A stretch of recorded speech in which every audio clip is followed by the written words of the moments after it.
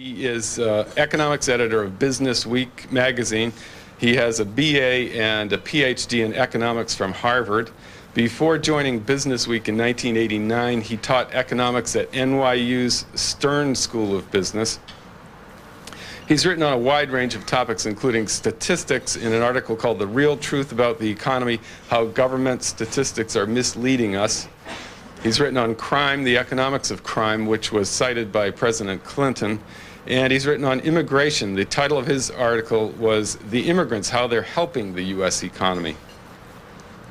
In his new book, The High Risk Society, Michael Mandel suggests there is a silver lining to our age of uncertainty, that economic turbulence brings with it tremendous opportunities for high return for those who are willing to take substantial risks. Please welcome Michael Mandel.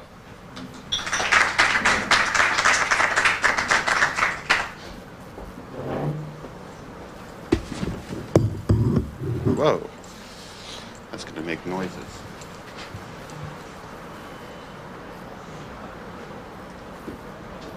Thanks for having me here today. The stock market these days is one of the big centers of attention. Everybody's waiting to see whether or not this big run-up that we've had is going to stick or turn out to be a bubble, like Chairman Greenspan seemed to imply the other day. What I'm going to talk about today is how the economy that we all live in is becoming more and more like the stock market. High returns, high risk. I'm going to talk about why workers and business people need to think more like investors, balancing risk and return. And I'm also going to talk about how the government needs to fundamentally change the tax system to make risk-taking easier. Let me just say a bit more about this last one. Right now we have a tax system which penalizes risk-taking, not just because of the capital gains tax, but because of the way that the income tax is set up. There's a penalty that's imposed on people who are self-employed, people who lose their jobs, risk takers, anybody whose income fluctuates over time. These people, the risk takers or the people who are having the risks imposed on them, end up paying much higher taxes on average than people whose income is constant over time. The tax system needs to be fundamentally revamped to deal with this. The volatility penalty can be as high as 30%, which is pretty astounding, far higher than the tax cuts that were talked about by Dole in the last campaign. I'll talk more a little bit later about the policy changes that are needed to deal with the increased volatility of the economy. But first, let me talk a little bit about how the economy has changed. And let me start with bad economic statistics, a topic that's much in the news these days. Everybody, probably pretty much everybody in this room, is familiar with the Boston Commission report, which suggested that inflation had been overstated by a percentage point or more over the last 20 years, which would suggest that the economy is doing better than the numbers show. This is an important question for sure, especially for budget policy. But that's just the tip of the iceberg in terms of what the government is missing. There's an entire area of the economy where there's no statistics at all, which is very important for people. And that's the entire question of security. Security and uncertainty. We've seen the U.S. economy become one in which insecurity has become pervasive, hitting pretty much everybody. We've got job insecurity. The announced job cuts in 1996 so far are 14% higher than they were in 1995 over the comparable period, and we're still seeing more. It's unlikely that Boeing and McDonnell Douglas are going to announce any job cuts this month, but I'm sure that they're coming there too. There's business insecurity. For large businesses, it's the question of mergers. For smaller businesses, there's the question about how can they survive in an increasingly competitive environment. There's retirement insecurity. Social Security, will it still be there? And last but not least at this point, there's financial market insecurity. Everybody's waiting for the other shoe to drop. You know, we've seen this big, I did the calculation, it's really astounding. Over the last 2 years, the market's gone up by 65%. That's an incredible run-up. You know, we're sort of looking, you know, we're looking in our accounts and we're sort of saying, oh, you know, we have a lot more money than there was before. Will it be there tomorrow? No one knows for sure. Maybe it doesn't disturb you. Maybe it leaves you lying. These things leave you lying awake at night. But the entire question of insecurity in this economy is very tangible and very real. Not to give anything away at this point, but one of the things that I do in the book is I have an estimate of the cost of insecurity to the economy. You can ask, how much would people be willing to give up to get rid of all this insecurity? And the estimate that I came up with was that insecurity is costing Americans, all told, about $575 billion per year, or $6,000 per household on average. To give you a measure of how big that is, this year, U.S. companies are spending about $200 billion a year on computers and communications equipment. Okay? So the size of the cost of insecurity is simply enormous.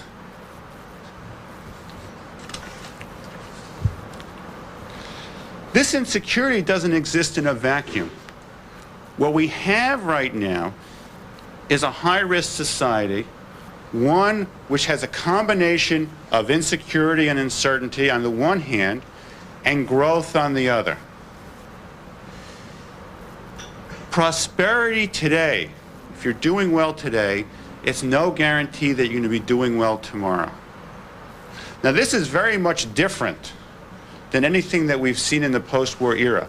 In the post-war era, either we've had good times, the expanding economy, people felt secure, or we've had bad times, recessions, where there were layoffs and job cuts, but everybody knew that it would come to an end at some point. The combination of growth and insecurity that we're having right now is happening at a time with an expanding economy. It's expanding, but everybody feels nervous. They feel nervous. We were talking before, a little bit before, everybody feels stressed out. Okay? They worry that whatever they're doing now may not be something which can continue indefinitely into the future. They say, I may have to switch jobs at some point. Either I'm going to get laid off or it's going to come to an end. This big market run-up could come to an end.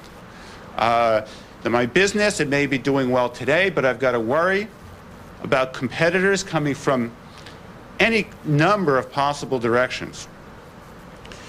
So we've got growth and we've got insecurity, and the task in front of us right now is how we can deal with this combination as individuals and businesses, and how the government can help us deal with them, or get out of the way, as the case may be. The way that I think about the economy these days is that the U.S. economy in particular is increasingly becoming like the financial markets. In the financial markets, you have a trade-off between risk and return. You can invest in a relatively high-risk investment like equities and expect a pretty good return over time. You can accept somewhat less risk, invest in fixed incomes, accept lower returns, or you could put your money into a savings account.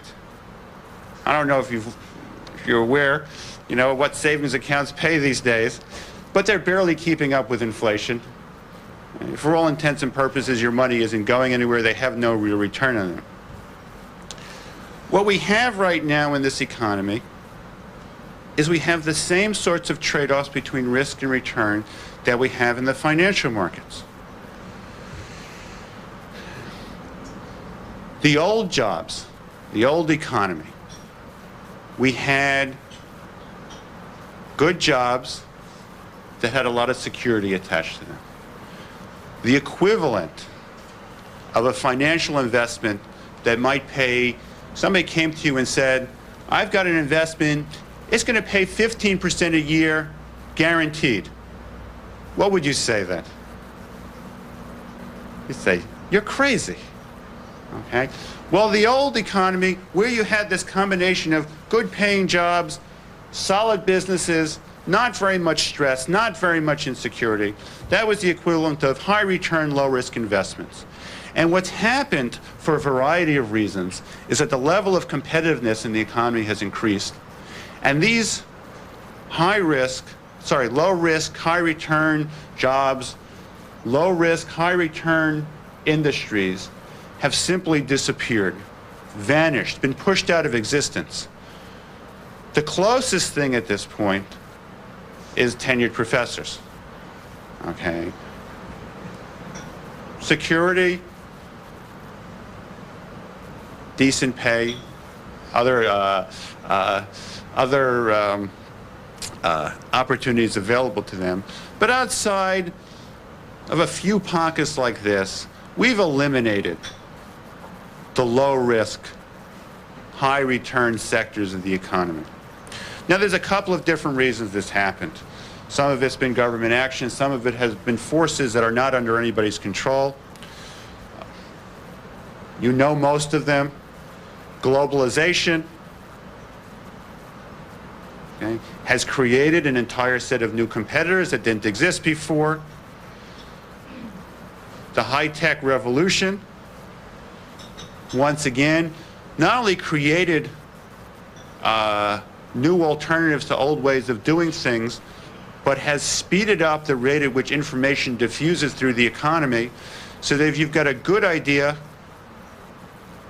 or even a good job, quickly you find that competitors are circling around you.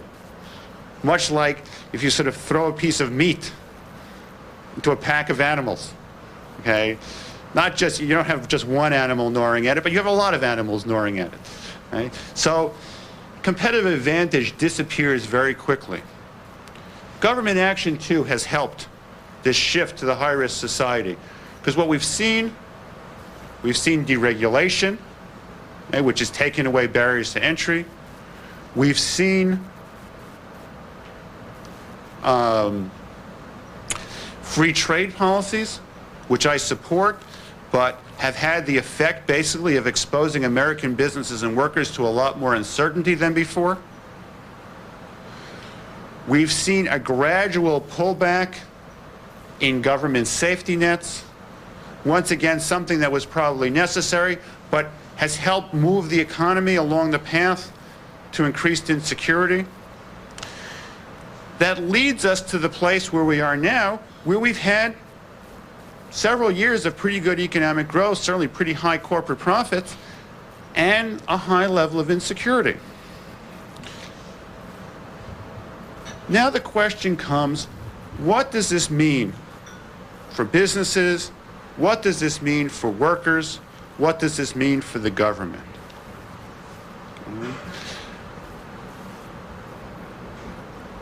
Let me just start with an example here. Okay? What's the fastest growing part of the economy at this point? It's the high-tech sector.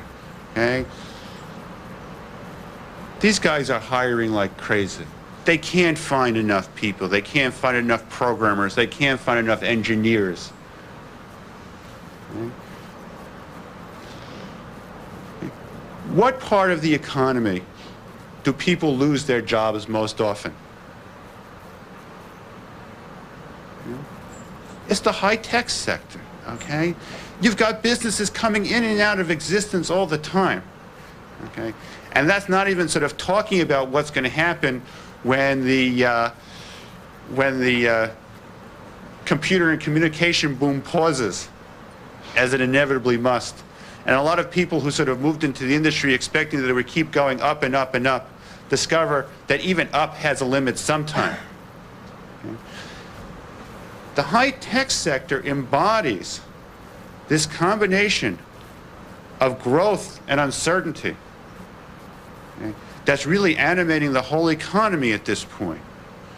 So that, and if you think there, if somebody said to me, well, should I go to work in this industry? I just saw, you sort of see things written at, you see things written sometimes sort of saying, high tech, that's where the jobs are. That's where people should be going. And you want to sort of wiggle your fingers at people. You want to say, yes, but make sure you know what you're getting into. Make sure you talk to some of those electrical engineers, okay, from the late 1980s who sort of rode the high-tech boom of the early 80s and then sort of discovered that it kind of had a pause too. Okay. There's an enormous amount of insecurity lurking under the growth in this area. And that's true if you look around the economy, okay, and you look at the places, the parts of the economy, which are the parts that are growing, those are also the parts which have the insecurity in them. Take small business. Small business has basically generated all the net new jobs in the economy since the recovery started. But for those of you who sort of run small businesses or who work in those, you know that working in a small business is not the most carefree life you can imagine. Okay? It's something which is hard. It's something where you always feel that the bottom can sort of drop out from under you at any moment. It's extremely risky. We can go around the economy and sort of look at different places. You can look on Wall Street, okay? Wall Street's going great guns at this point. They're hiring like crazy. They're paying enormous sums of money. I would love to be a Goldman Sachs partner today. They made $700 million in the last quarter, and they're distributing enormous bonuses for the end of the year. But that's an extremely risky way of life. You have, for people who are workers, for people who are choosing which industry or career to go into, you have a risk-return trade-off that you didn't have before. You know, sometimes students come out of school and they say, well, what I'd really like you to do is I'd like you to tell me I'd like to find a job that's well-paying and secure. And you say to them, you've got the wrong economy. We don't have these jobs anymore. Okay?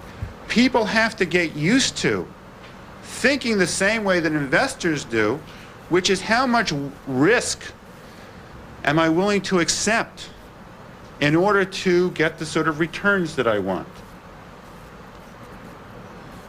The same thing is true for businesses. Okay? You know, you look at the potential for global markets at this point. You know, should I become an exporter? Should I set up factories overseas? Should I try to sort of sell into foreign markets?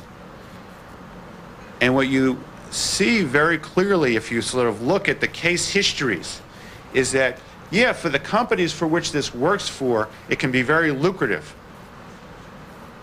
But the number of pitfalls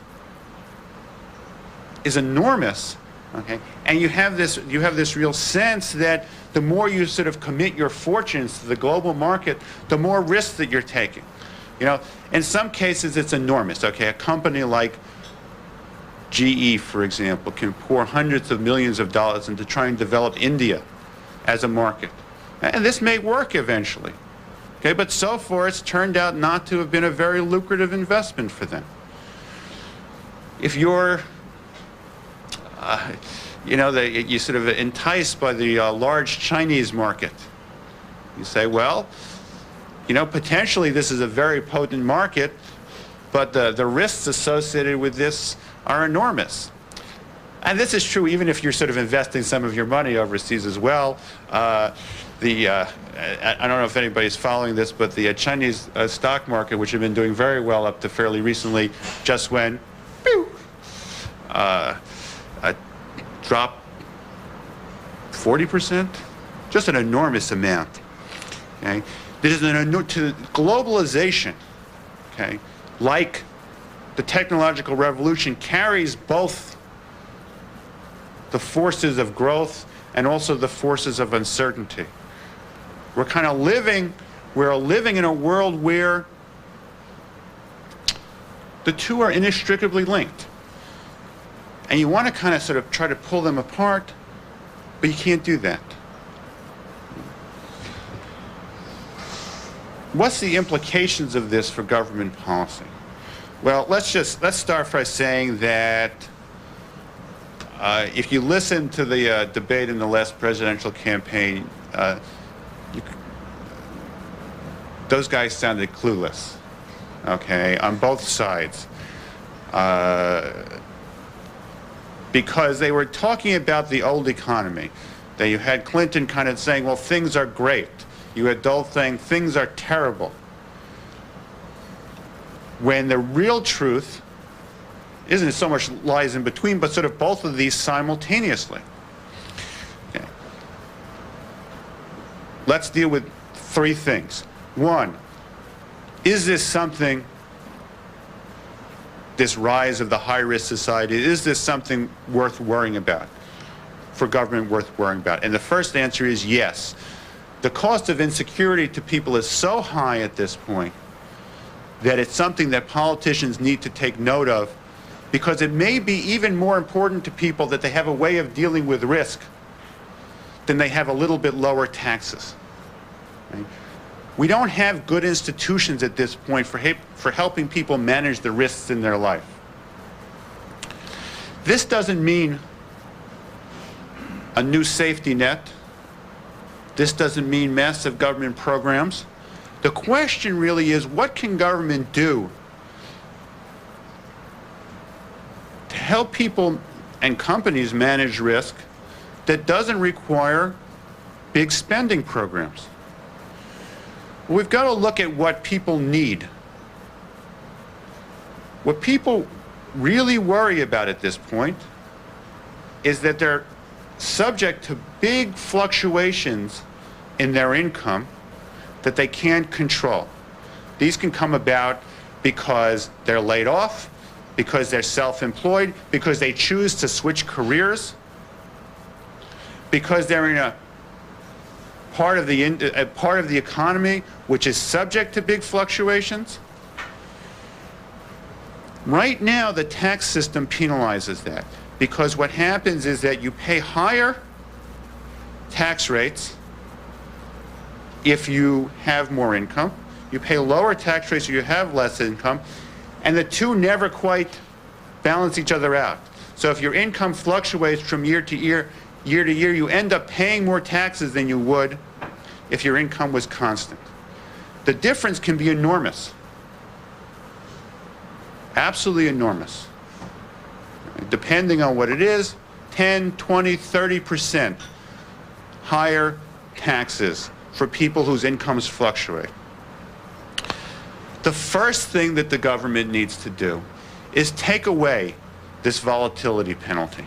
And the easiest way to do this is to allow income averaging. We had income averaging in the early 1980s, but a very restricted form. If we go back to income averaging, that is allowing people to average their income over 3 or 5 years, what you end up in a situation is that if your income happens to soar in 1 year, you don't get penalized for that. You can sort of stretch it back over 3 or 5 years before that. If you happen to lose your job, what you do is you average that loss over the previous 3 or 5 years, you get a big tax refund. This would be the equivalent of a tax cut directed precisely towards the people who are facing the big risks in the economy. What we want to be able to do is we want to be able to encourage risk-taking, because that's the way that the economy is going to grow. Now, this is something which would require a reworking of the tax system. It's not on the agenda in Washington right now. It should be. It would take the place of a capital gains cut, because the real problem with capital gains is you end up taking them all at once. Okay, you pay a very heavy marginal rate on them. If you could distribute them back over time, you'd end up reducing a lot of the pain. We have to go beyond that as well, though. We have to give people the tools for managing their insecurity. Now, on the financial markets, if you're feeling insecure, there's things you can do. You can diversify. You can go into lower risk investments. You don't have the same options in your career as you do with your financial investments. In theory, there's no reason why you shouldn't be able to buy insurance which enables you to diversify some of these career risks as well, which would compensate you if, for example, you switched careers and it didn't turn out well. If you started up a new business and all of a sudden the regional economy tanked through no fault of your own. Such securities, such insurance, okay, would come from the private sector, much like financial institutions. Wall Street issues securities now tied to profits. You can imagine securities, insurance tied to jobs, wages, regional economies. For example, we could have a stock, we'll call it the New England stock, okay, tied to the fortunes of the New England economy. And then you could, either directly or through an intermediary, purchase a bit of insurance against a return of the last, you know, New England's doing pretty well now, but everybody here, I'm sure, remembers the last downturn. You could purchase a little bit of insurance against that. That might go to compensate you against the possibility of your real estate dropping, of you losing your job, of your business falling off. In theory, there's no reason why this can't be done. Okay? But it requires the cooperation of regulators in Washington to help facilitate it. What we have to see is we have to see the policy debate turning towards the real issues. The real issues is the insecurity. When people complain about trade, they're complaining about insecurity, losing their jobs. When they complain about how tough things feel, very often it's not because their incomes are low. Very often it's because they feel like they're living on the edge, that something could happen that could send them spinning under. What we learn from academic studies is that the value that people place on security is quite high. And that's something that we're going to have to take note of. Something that's not part of the policy debate at this point, and it really should be, because it bridges the gap between, I won't say the Democrats and the Republicans, but it bridges the gap between the people who think the government should have a bigger role and government should have a smaller role. Okay? This is a policy that can be sort of agreed on in the middle, okay? That we need to do something to help people manage their risks. Not new programs, but in the same way that the financial markets help people manage their risks, there's things that can be done now. In the meantime, everybody has to think about what sort of risks they want to take, and if they're willing to take the risks that are needed to get higher returns. Sometimes I'm faced with people who are saying, should I switch careers? Well, switching careers is a big risk, often pays off with big returns. You talk to people that sort of say, should I don't know, open my own business? Same thing, risks and returns. You can't escape it at this point. And the sooner that we take the habit of minds of investors and move it to our business and work lives, the better off we're going to be. I think I'll stop now and take questions if anybody has them.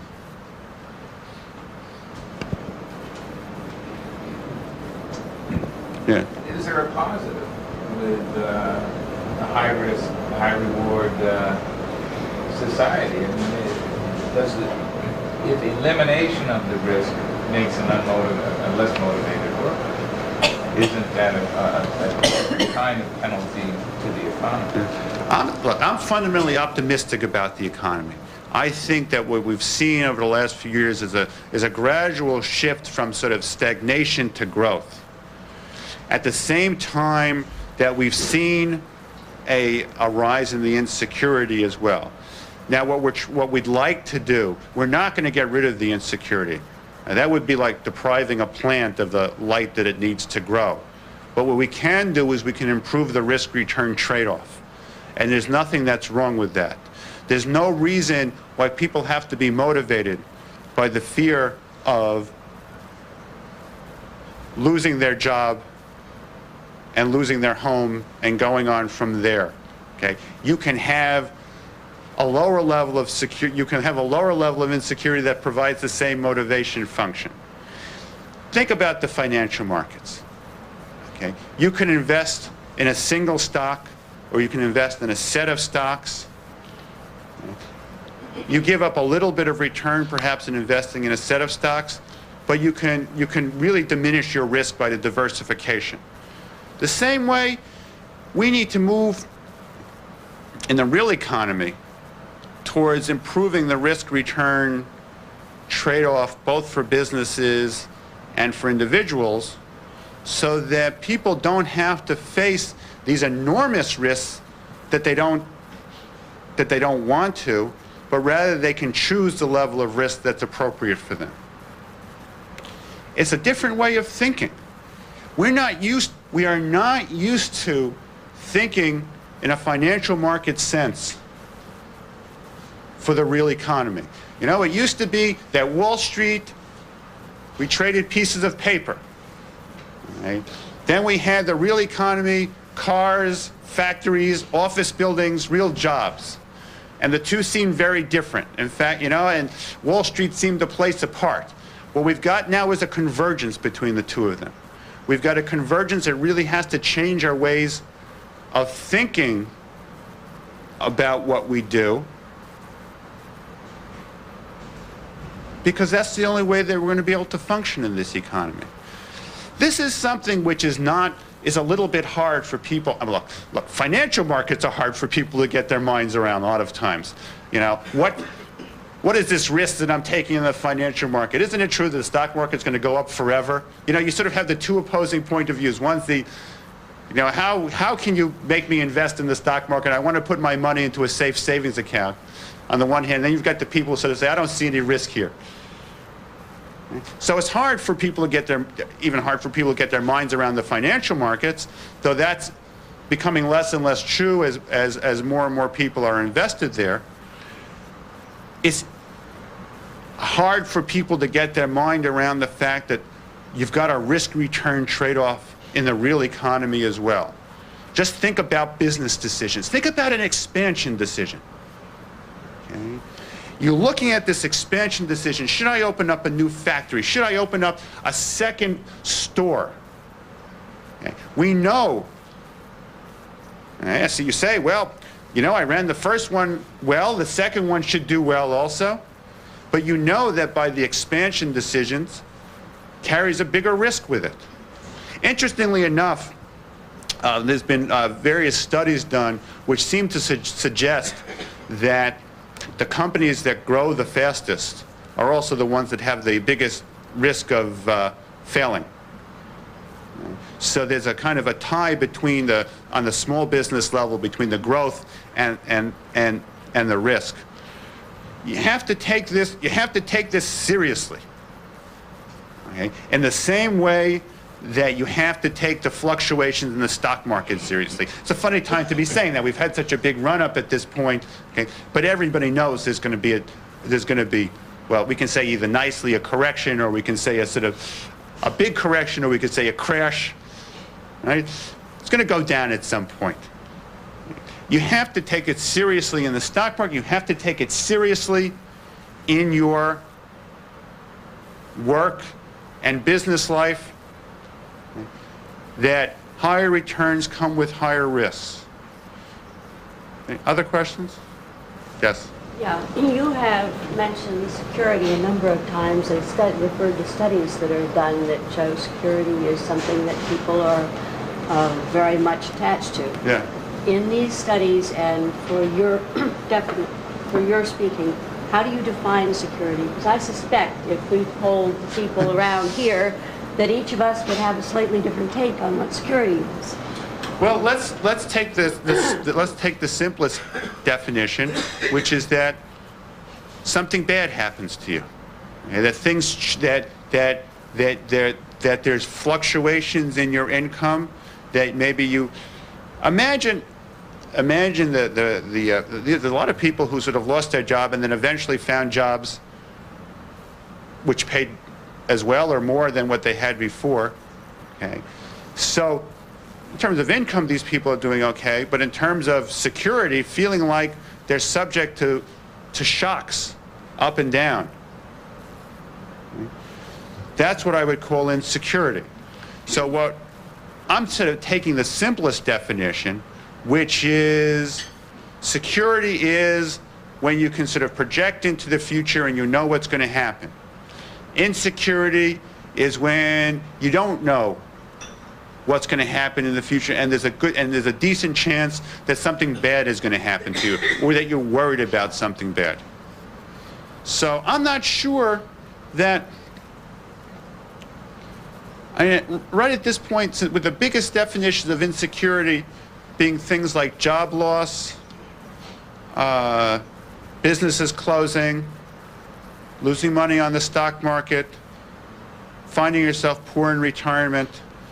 I think these are the biggest sources of insecurity, and that you can get a pretty decent handle on them.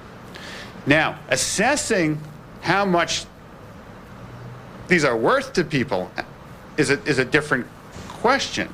What it seems is that people value security very highly. They're willing to pay a lot for security if they think they can get it, especially if they feel like they're losing something that they'd be losing something they already have. And from that point of view, you can get a pretty decent idea of how much the insecurity is hurting people. Now, I actually have a table in the book about the different sorts of insecurity. One thing which is interesting there is that job loss insecurity comes out much bigger than retirement insecurity, and in large part because retirement is so far off in the future that people are worried about what's going to happen to them next week or next year rather than 20 or 25 years from now.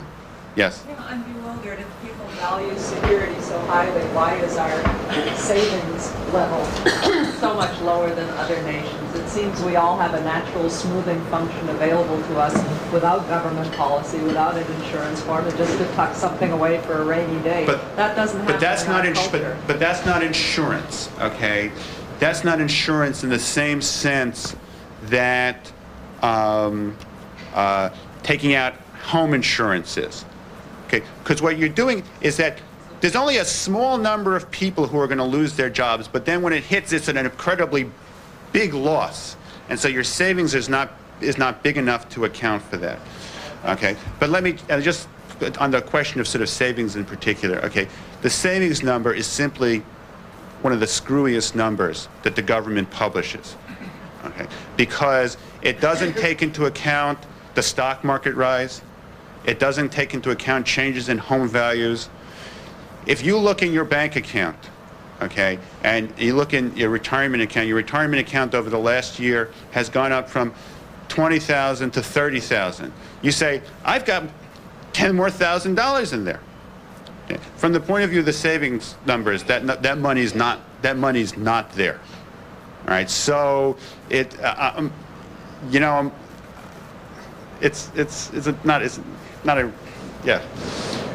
Robert Reich talks about workforce training as a form of a kind of insurance, kind of a hedge against insecurities in business and for personal. Yeah. What do you think about that? Well, I think it's a good idea. Let's back up a second. The current tax law does not allow people who get educated for a new career to take it off of their taxes. The first thing you could do very simply to help implement that type of job and career switching is to make the tax system more friendly to risk takers. Beyond that, the truth is that people switching careers, whether or not you get trained for them or not, they're still taking a big risk. Because if you look at job projections, you know, the BLS every few years publishes a set of job projections, and it's very, and then the media all picks it up and say, oh, this is where all the hot jobs are going to be. And it's very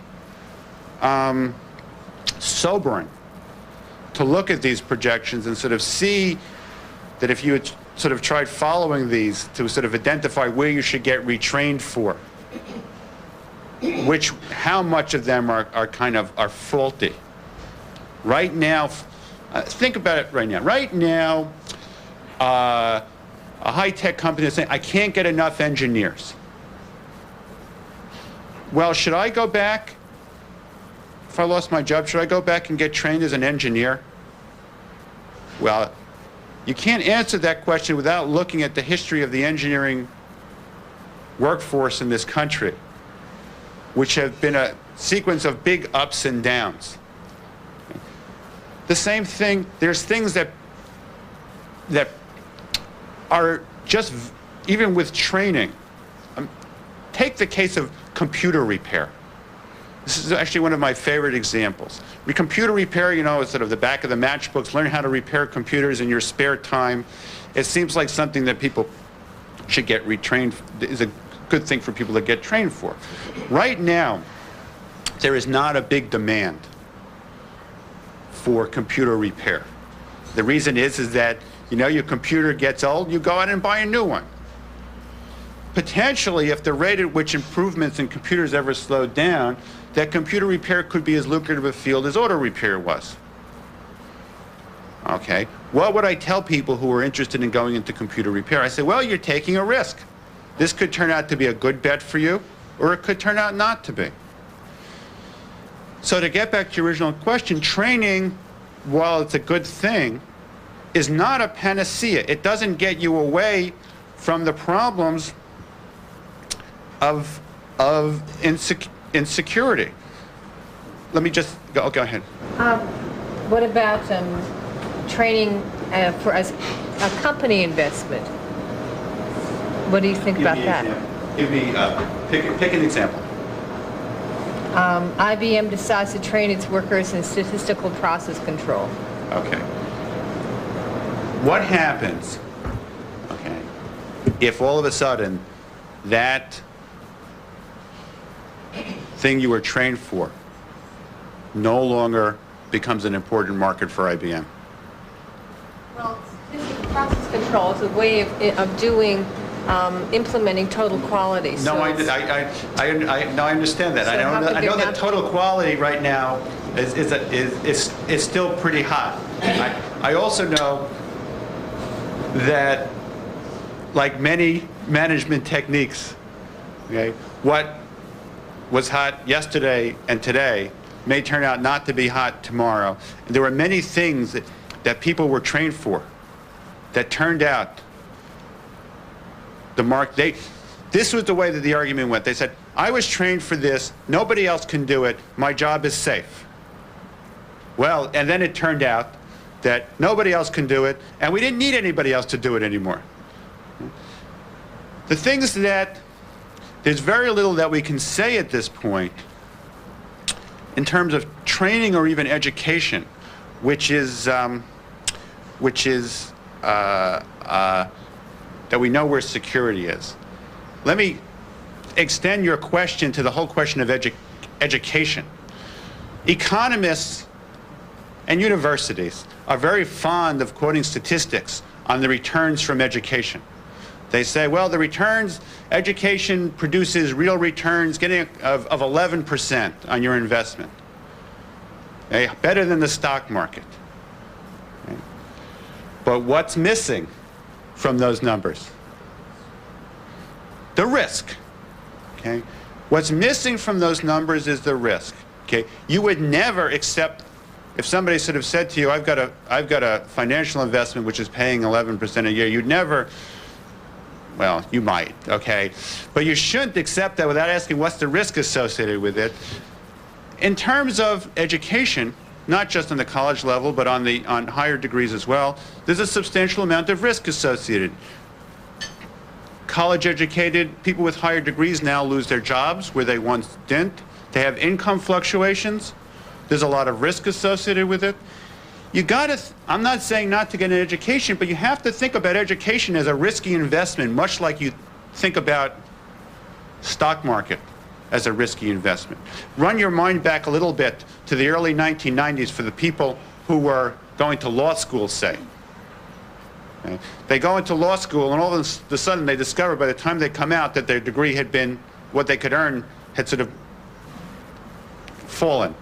The same thing is true for doctors. Right? With managed care, the income that doctors earn has gone down. A lot of doctors are discovering, not that they're having troubles making ends meet, but with big debts, they can expect a lot less income than they had expected. Potentially, MBAs could be in the same position. Take on a big debt to go to a wonderful business school like the Sloan School, and then discover potentially that the degree wasn't worth what you thought it was. Nothing to do with anybody lying. It has to do with the fact there's just a lot more risk and uncertainty in the economy. Yeah. Just a comment on security and then a question on risk. I mean, it's been pointed out that we've moved from an era where people believed in social security of any type to now taking care of themselves in an era of self-security. And someone mentioned to me that last year the 4 industries that were among the highest growing were car phones, home security systems, mutual funds, and handguns. Okay, kind of an odd collection. But if you just stick with mutual funds for a minute, I work in that business, but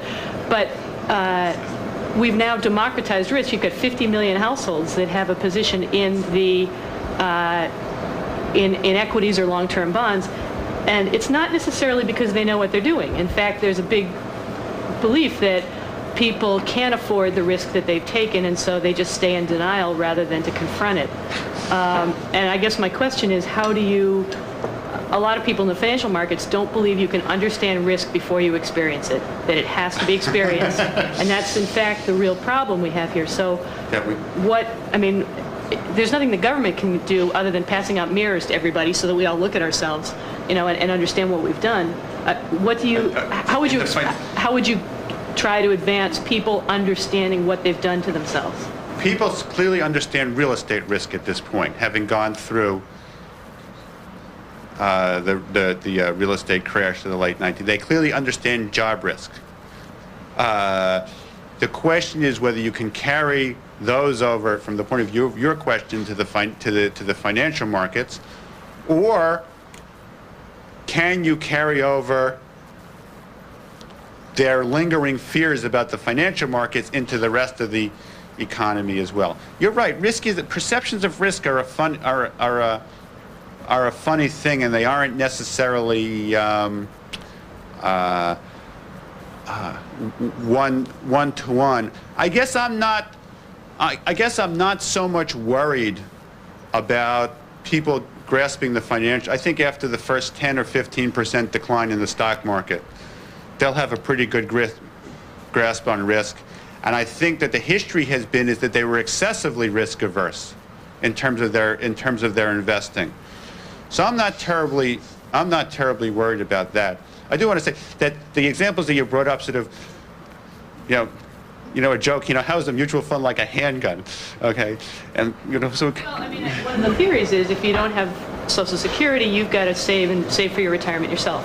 And so everyone has their own little center, and we don't have a communal society anymore. Everyone's going to take care of themselves. They're going to protect their home, protect their assets. But I would put it a different way. I would say mutual funds, and I know that you work for Fidelity, so I would say that mutual funds are the new form of communitarianism. Because what's happening is you're not out there alone.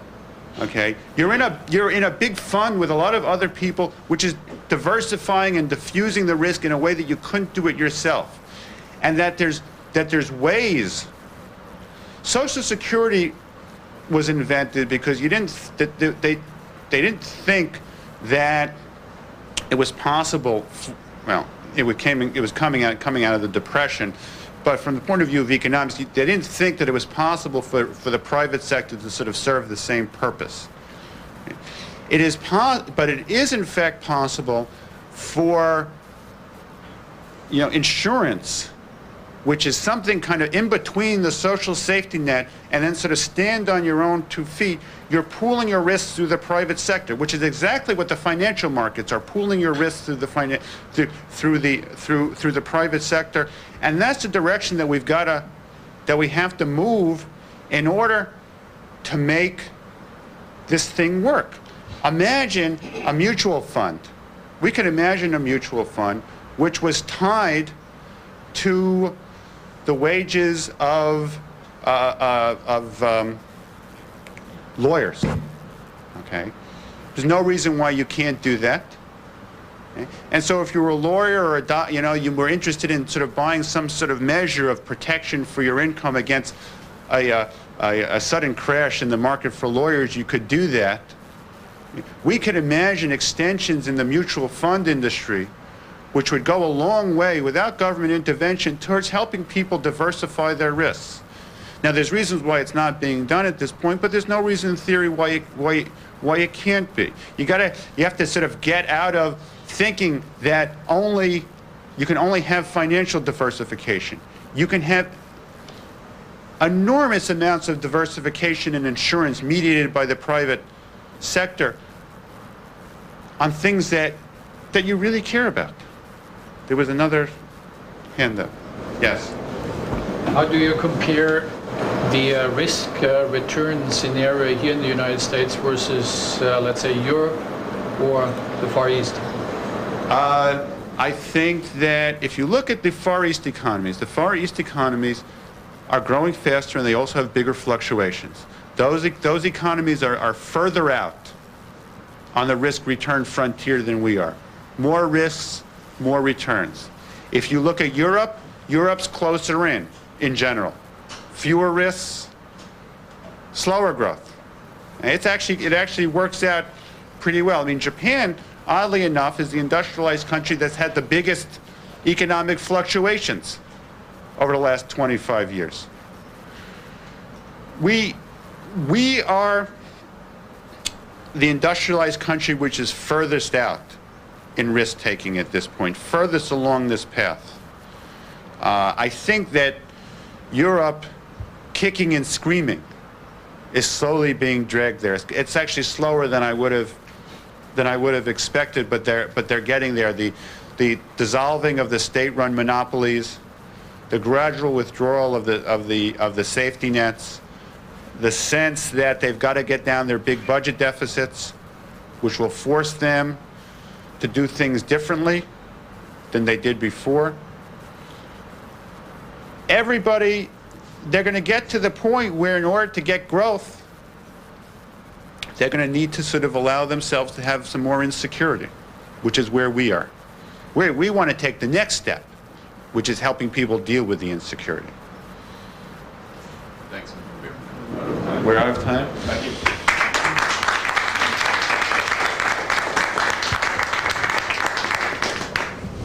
want to thank you for coming again. And Michael Mandel will stay up here for a few minutes if anybody needs to have a book signed or if you have some follow-up questions. Thanks a lot.